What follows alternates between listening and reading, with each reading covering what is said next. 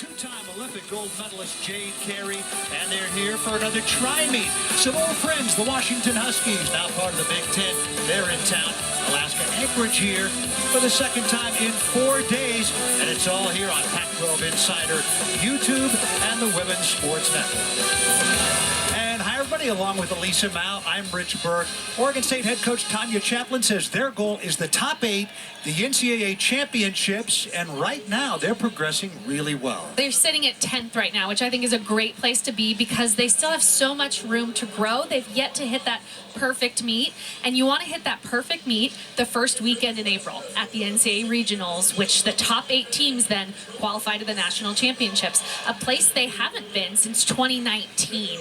Now, Jade Carey's been as an individual the last 4 years, and I know in her senior season she wants to have her team beside her on the floor. Yeah, she wants them all to go. Now, on Friday, she had a 39.675, which would put her 7th best in the country, if not for the 39.875 earlier in the season. And she is so meticulous in her quest for perfection. And so what she's doing is each practice, she watches the film and she decides what things she wants to adjust. On Friday, she adjusted her series on beam. She adjusted things on bars as well because she really is seeking out the first perfect 10 of her senior season. Could tonight be the night? Could tonight be the night? How about Sage Thompson? Friday night was a great night for her. She won bars. She has been so fantastic throughout her career on bars. Friday night, they adjusted her routine as well to see if she could yield a higher score, and she does with that 9.9 career high. Where I've been impressed with Sage as well is her tumbling has gotten so much cleaner. She drops out of the sky. She also tried out that new vault on Friday night. Really fun to watch. How about Washington's Taylor Russell? 9.925 on bars against UCLA. That was a career high. Here you see her in warm-ups earlier today. Taylor is so important to this Husky team. Really depleted lineup. Only 9 healthy competitors. So she is so important for them, not only on bars where she leads the team, but also on beam where she is so fantastic, and floor as well. Such an important senior leader for the Huskies. Yeah, interesting point you made. Under first-year head coach Jessica Hansen-Parker, the Huskies only have 9 healthy gymnasts. 7 are out with injury. Jade Carey of the Beavers. The Dogs and Wolves are here as well. A tri-meet coming right up.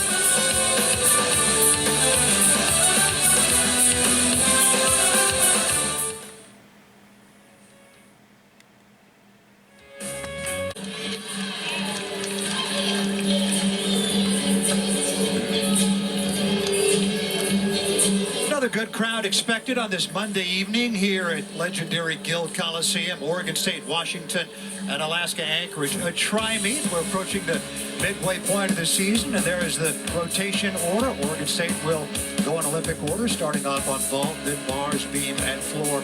Washington started off on bars, then beam, floor, and they'll circle back to vault. Alaska Anchorage will start things on floor, and vault, bars, and beam.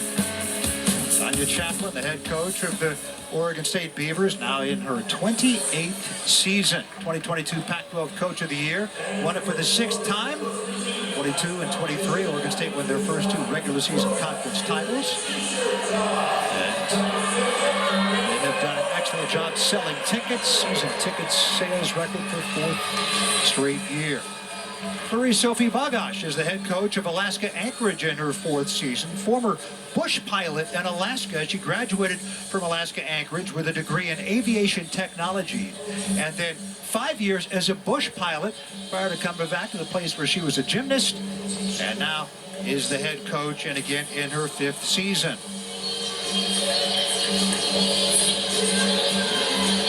Most of our telecasts feature 2 teams, and on those shows with alternating coverage of the teams and only 1 gymnast performing at a time, we give both teams equal time.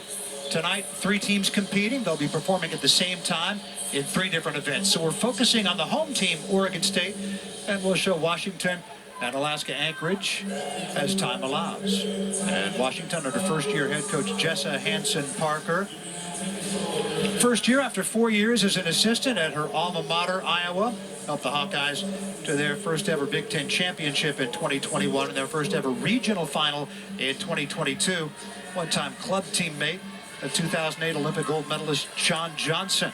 And again, dealt a rough go this year when almost half of her gymnasts are out with an injury. 7 are out. She has 9 active gymnasts. And we're getting set for Natalie Briones to begin the vault rotation for Oregon State. She salutes the judges in the crowd, and here she goes. Friday led off with a 9.75 at a season high 9.85 3 weeks ago.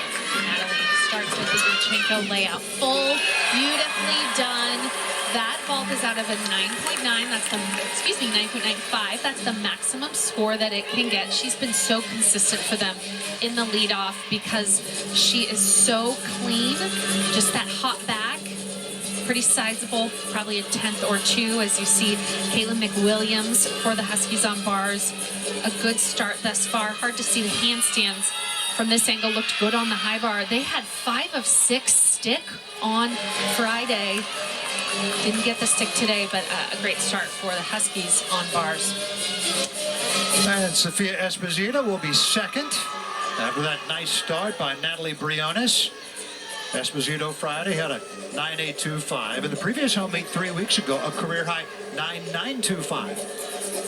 Sophia is so powerful on vault. She will also do that Yurchenko full today that we saw from Briones. She did a double in club. She's capable of a 1.5, has so many tricks up her sleeve. Vault coach Brian Carey has a really specific training plan. They need to make a certain number of vaults each week in order to decide which one they put in the lineup. I'd like all of Oregon State's lineups. They're tough to crack. Really tough to crack, and also they really closely decide to take the risk vault or do the clean option like that. She has excellent form and toe point in the air. It's a differentiator for her. She pulled in a little bit, which means when she left the table here, you can see that she breaks her shoulder angle while she's still on the vault. So that limits a little bit of her height and distance, which still, I mean, it was beautifully done, had a great straight body in the air, but that's just a little tweak she could make to go even better, even higher. Yeah, you could tell in the air she was landing closer to the table than she probably wanted. Big, deep breath for Caitlin Garcia as she gets ready to go third for Oregon State. By the way, the opening score for Natalie Briones was a 9.8. Half a 10th off her season high 3 weeks ago. I think the big deep breath for her is because she is trying that 1.5 vault. She's been consistently in the lineup in her career, super powerful, but has really refined this vault. The 1.5 is so much more difficult because you land facing forward. And so you don't have the luxury of spotting the ground as you come down to get the landing. So here it is, 10-0 start value. She's carded 9.775s each of the past 3 meets.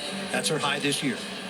Important for her to get a strong block like she does there and finds the landing. That'll be her best this year, Caitlin Garcia. That was absolutely fantastic. Love to see it in the competition like this. I saw her do some great ones in warm-ups.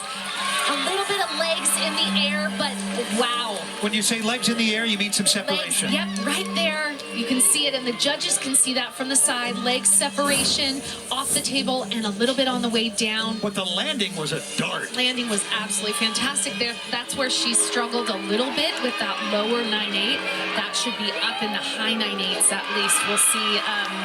Oh, looks like both judges go 9.9. Awesome. 9.9, a new career high for Caitlin Garcia on vault by a half a 10th. Yeah, that was special, and that's exactly what the Beavers need to do when they want to get as high up in those 197s as they can, which means they need to average over 9.85 for each counting athlete. Averaging 9.85 would put you at 197 for the entire meet for the 3rd time this year. Here's Carly Chavez, also has a vault with a 10-0 start value. 2 meets ago at Auburn at a career high 9.9. And that was her debut on this vault. Last week, not as good. She'll do that full and a half in the tucked position, needs to get a big block here, and then, oh, unfortunately, that left knee looks like it had an issue on the landing. her legs were not bent enough to absorb that. You hate to see that at any point in the meet. Those forward landings, like I said, so hard to know where you are in the air, to be able to land it carefully. Really, really hard to see this. She is one of the heart and soul of this team. And yeah, just when you land with your legs straight right now like that, there is so much pressure, momentum as you're flipping and twisting in the air like that. So she's up off the mat. That's unfortunately going to be a fall for them. She's also in their floor lineup. So wishing her the best. Brian Carey, assistant coach, helping Carly Chavez off. Tanya Chaplin going to have to rethink things for the floor lineup. And Sage Thompson in a really tricky spot here.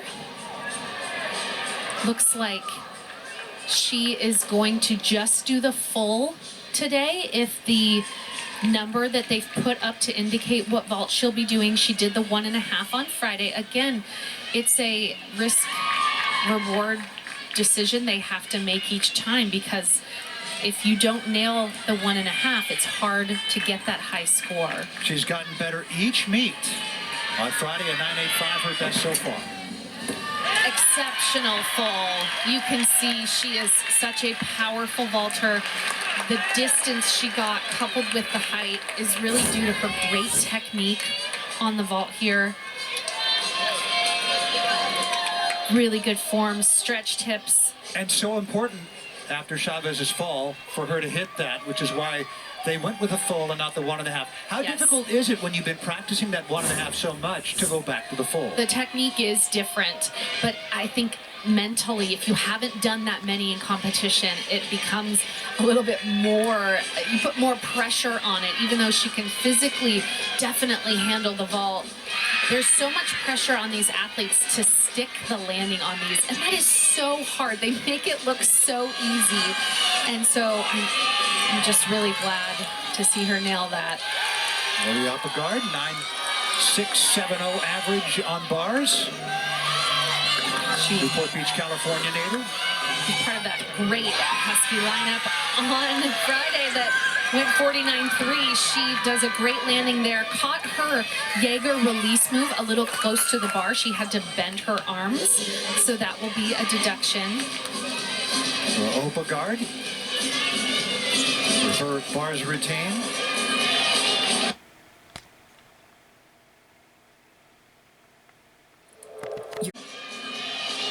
Jade Carey getting set to go after the 9.775 for Sage Thompson. Jade's high this year on vault, 9.9, 3 of the last 4 meets. She has yet to stick this 1.5 vault. Excellent. That was the smallest of hops. I would say a half 10th hop. And I mean, that vault, obviously she's an Olympic medalist. She's a world champion. She is so technically sound on this, but the technique is different from the full, the 1.5, the double, the 2.5 that she's done. And just, that was nearly as good as we've seen her on the landing. In slow-mo, you can see some tiny leg separations. The judges probably can't see that in real time, but it just shows you how incredibly powerful she is. Tanya Chaplin said they took 2 steps out of her run because she's so powerful. They need to slow her down to be able to find the land. Yep, exactly. That's very rare to do that. Getting ready for Olivia Buckner and her exhibition, awaiting the score of Jade Carey, whose season high is 9.9. Is that a 1/4 tenth better, what we just saw, do you think? I do think so. Yeah, in comparison. 1/4 tenth worse. They give her a 9.875. Yeah, I think what's hard is that I want to see differentiation, and I think that vault was better than Caitlin Garcia's, even though Caitlin stuck the landing. There's Olivia Buckner in her exhibition. You see a 1.5 from her as well, and you could see her shoulder angle on the table was just too bent for her to get the height and rotation that she needed. But we have seen her nail that vault before. Yes, we have. And she struggled also on Friday. Didn't quite sit, but had a 9.225. Yeah, it's important for her to just get out there and keep working it. We know she can do it, just has to find it when it counts. 49.125 for Oregon State on vault is a quarter of a tenth better than they had on Friday. Best wishes to Carly Chavez with the apparent left knee injury having to be carried off. And Thompson and Carey come through so they don't have to count a fall. Taylor Russin, this is moments ago. Watch the height on her Jaeger somersault here. Beautifully done, connected to the overshoot. I love that Jaeger somersault. She just has meticulous form and a beautiful handstand position. Her double layout coming up and just a small step back. Had a 9.925 on bars against UCLA on Friday.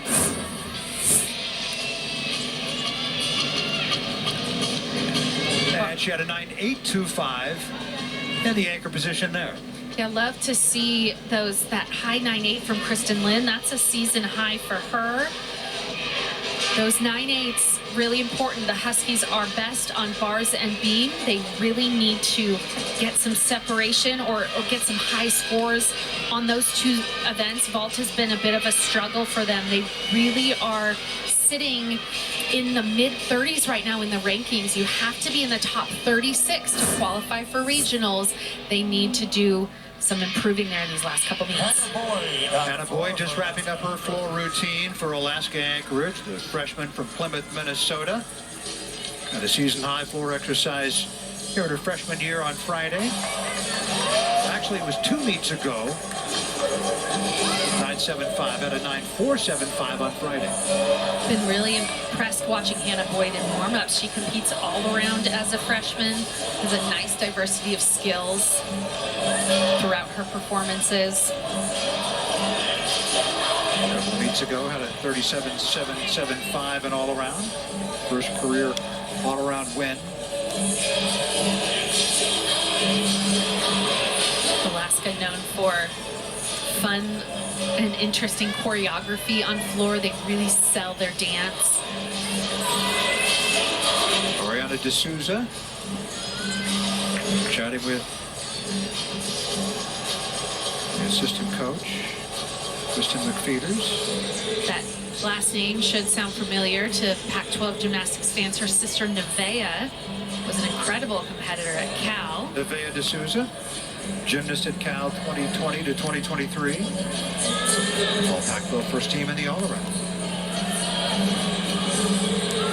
Oriana, the junior from Fairfield, California, Vacaville High School. At a season high on Friday, 9.775 on floor.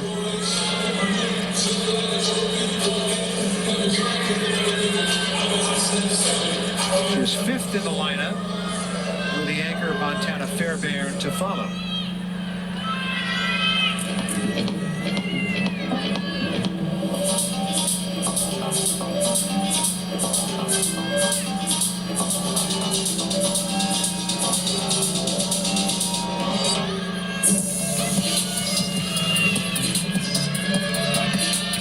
First pass coming up, that front double. Nice height. That's an E element. Gets her 2/10 bonus. E being the most difficult. E being the most difficult, we go from A to E. The gymnast's score starts at a 9.4, so they need to build up 6/10 of bonus in addition to completing a number of special requirements like this leap connection right there. Good precision on those turning elements. I want a little bit sharper pointed toes.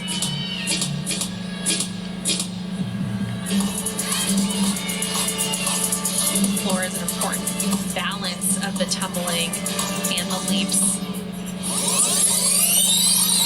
We'll often see a couple extra leap passes if she'll only do 2 tumbling passes. We'll see pass number 2 here. Front full, nice and difficult. Good job controlling the landing, went right into the corner but did not step out. That gets her a lot of bonus. Ariana D'Souza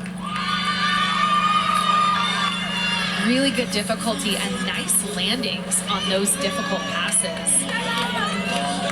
Again, out of season high 9.7775 on Friday.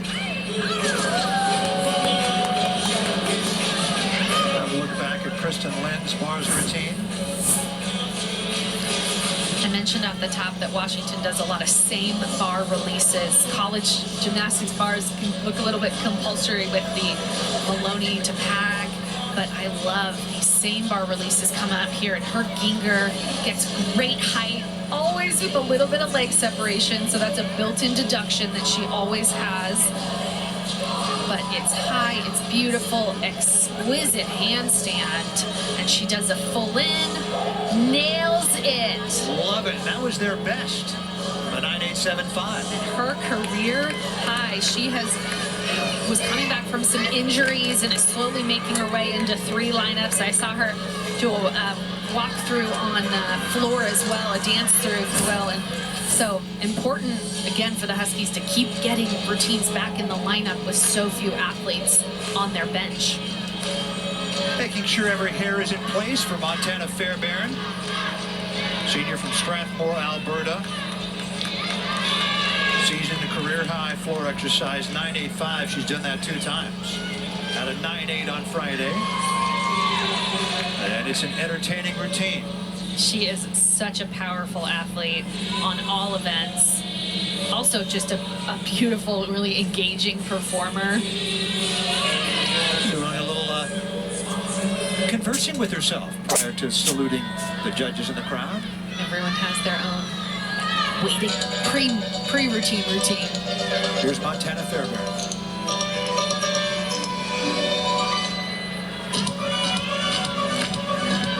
She'll start with some front tumbling here, front layout. A little Rudy with 1.5 twists. Excellent landing.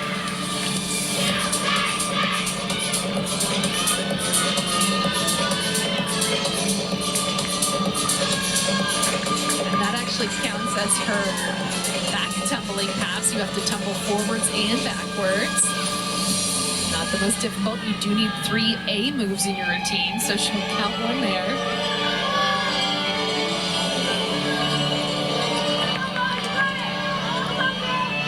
Switch full to a straddle jump.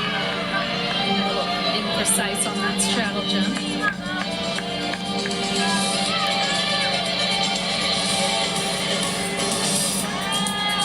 Everyone loves the worm. Don't they? Disco. Going up the seawall before she finishes with more front tumbling to the full. Excellent landing.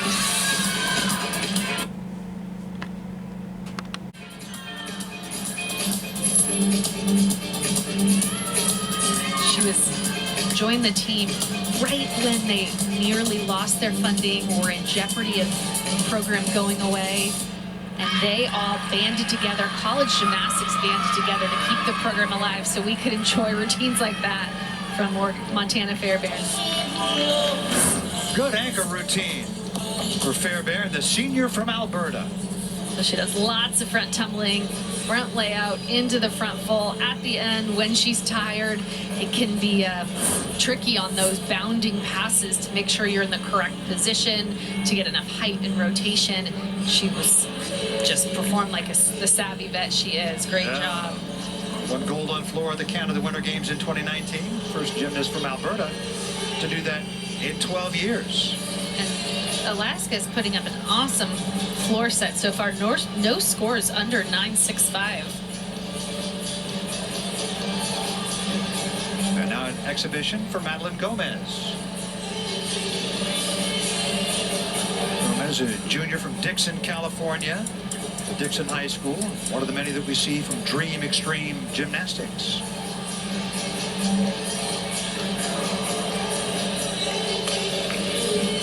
And didn't compete on Friday. Those 2 meet weekends, when you've got just that 2 days in between, are important.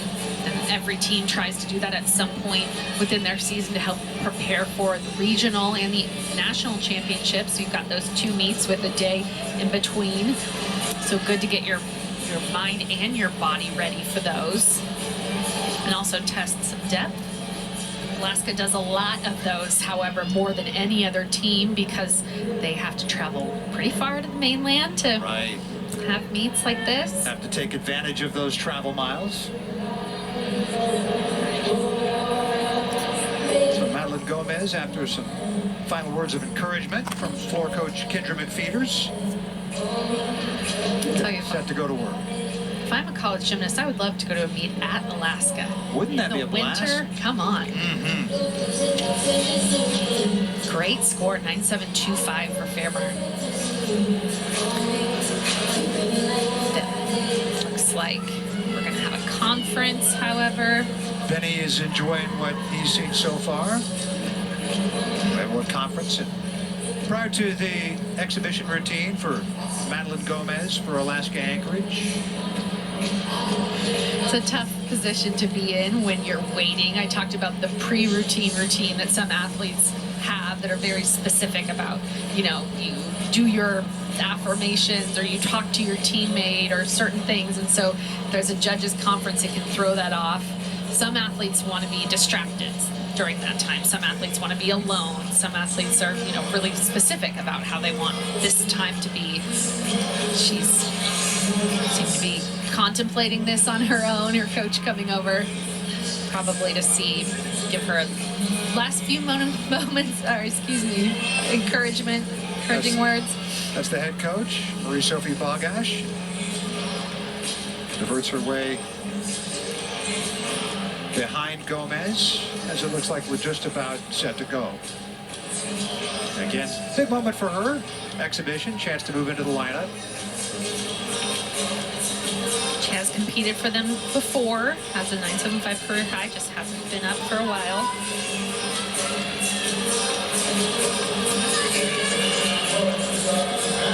You talked about this nice score for Montana Fairbairn. It's so easy for you and me watching the likes of Oregon State and Jay Carey all the time to forget that a score in the 9.7s, that is a fantastic routine. It's a great routine. It's a great score. It shows you how meticulous and challenging gymnastics is.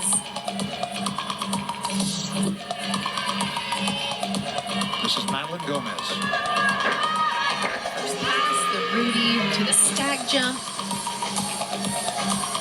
Get as much as 3/10 bonus when you connect the tumbling with the dance.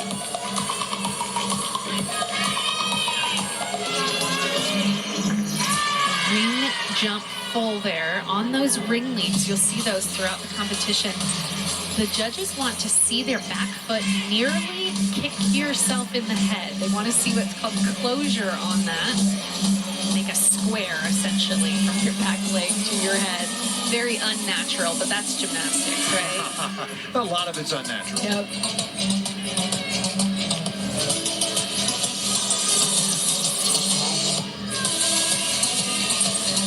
The fact that a human being can do what Madeline Gomez is about to do on this tumbling pass, or any tumbling pass, is remarkable. Absolutely. Sets up for her last one. 1.5. Front layout. Goes out of bounds, but had a little bit of trouble with that in warm-up, so really great to see her get it in the meet. 1 foot out of bounds, 1/10 deduction? Exactly. 1/10 for each foot that goes over the line. Nice exhibition routine for Gomez. Junior from Dixon, California. Let's check out that ring jump full again that I mentioned. So right there, you want to have her foot nearly kick her head. So they would probably give her a deduction there for insufficient closure. But that's a challenging jump you don't see often. Since she only had 2 tumbling passes, she had to up the difficulty in the leaps.